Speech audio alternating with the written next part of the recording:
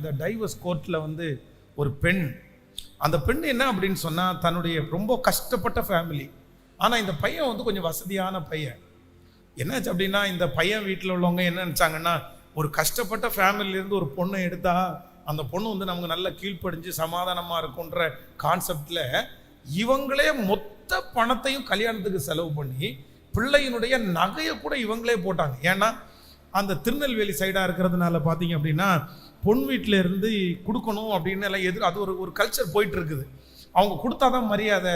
சரி, நீங்கள் ஒன்றுமே தரலன்னு நினச்சிடக்கூடாதுன்றக்காக பொண்ணுடைய நகையை இவங்க வாங்கி கொடுத்து கல்யாண செலவு மொத்தம் இவங்க பண்ணி ரொம்ப அழகாக கல்யாணம் பண்ணி முடிச்சா, இந்த பெண்ணு என்ன சொல்லுது அப்படின்னு சொன்னால், அவன் ரொம்ப அழகு இல்லை, அவன் ரொம்ப கருப்பாக இருக்கான், அதனால தான் நீங்கள் எனக்கு கல்யாணம் பண்ணி வச்சிங்க அப்படின்னு சொல்லி இந்த பிள்ளை தான் தோண்டித்தனமாய் தெரிஞ்சு, இல்லை நான் எதுவுமே பண்ண மாட்டேன், எதுவுமே செய்ய மாட்டேன் பார்த்தீங்க அப்படின்னு சொன்னால், அதுக்கு பிறகு நான் டைவர்ஸ் அப்ளை பண்ணுறேன்னு பண்ணும்போது அந்த பையன் பேரில் என்ன குற்றம் சாட்டினாங்கன்னா, இவன் ஒரு சைக்கோ.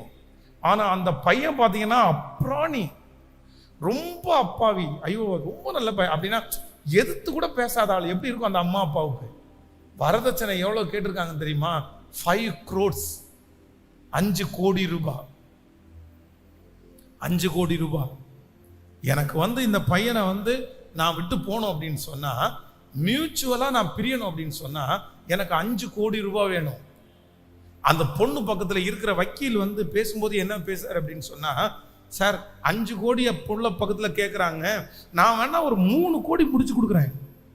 அந்த பொண்ணுக்கு கல்யாணம் பண்ணி கொடுத்து அந்த பொண்ணுக்கு நகை போட்டு கல்யாண செலவு மொத்தத்தையும் எடுத்து இந்த வீட்டில இருந்து திருமணம் பண்ணிட்டு வந்தா, அந்த புள்ள இந்த வீட்டில் இருக்கிற பண ஆசையை பார்த்து 5 கோடி ரூபாய் கேட்டா எப்படி?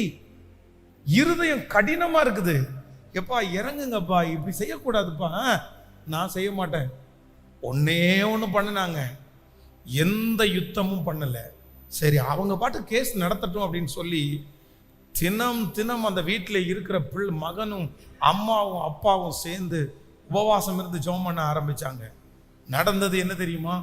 கோர்ட்டுக்காக இந்த பெண் தன்னுடைய பைக்கில் போகும்போது கரெக்டாக ஒரு ஆக்சிடென்ட்ல மாட்டிட்டா. அவளுடைய காலில் இருக்கிற எலும்பு ஒரு 6-7 இடத்துல முறிஞ்சிருச்சு. கிட்டத்தட்ட 6 மாதங்கள் உள்ளுக்குள்ள ஆப்ரேஷன் பண்ணி உள்ள ராடு வச்சு ஸ்டிச் பண்ணிட்டாங்க. 6 மந்த்துக்கு பிறகு இந்த உள்ள இருக்கிற ராடெல்லாம் எடுக்கலாம் அப்படின்னு போனா உள்ள பஸ் வச்சிருச்சு. உள்ள 1.5 வருஷம் ஆகுது. 1.5 வருஷமா அந்த பிள்ளைக்கு ஒண்ணு மாறி இது முடிஞ்சா அடுத்தது, இது முடிஞ்சா அடுத்து, இது முடிஞ்சா அடுத்து. 1.5 வருஷமா அந்த பிள்ளையினுடைய கேஸை தொடரவே விடாம இன்னைக்கு வரைக்கும் ஆண்டவர் யுத்தம் பண்ணிட்டு இருக்கிறார். கர்த்தர் யுத்தம் பண்ணிட்டு இருக்கிறார்.